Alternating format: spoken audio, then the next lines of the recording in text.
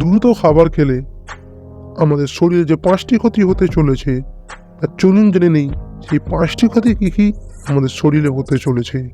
Number 1-এ রেখেছি ওজন বেড়ে যাওয়া।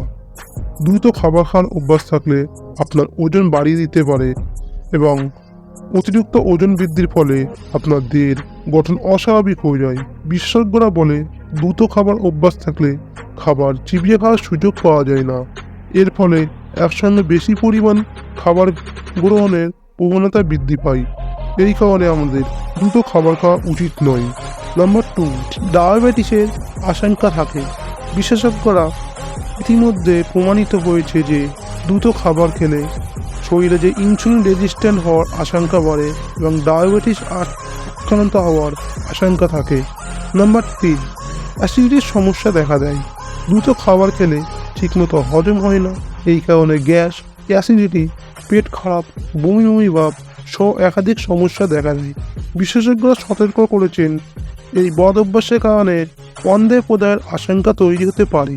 তাই আমরা সব কিছু যে কোনো খাবার দ্রুত না খেয়ে খাবার সময় অনেকটা টাইম নিয়ে চিবিয়ে খাওয়া উচিত, যা আপনিও মুক্তি পাবেন এবং আপনার শরীরও মুক্তি পাবে। নাম্বার 4, বন্ধ হয়ে যাওয়ার আশঙ্কা থাকে।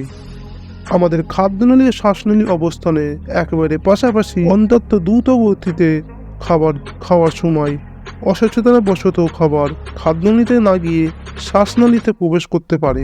এমনটাই ঘটলে শুরু হয় চরম শ্বাসকষ্ট। এই পরিস্থিতিতে আপনি দ্রুত ব্যবস্থা না নিলে আপনার প্রাণহানির আশঙ্কা তৈরি হতে পারে।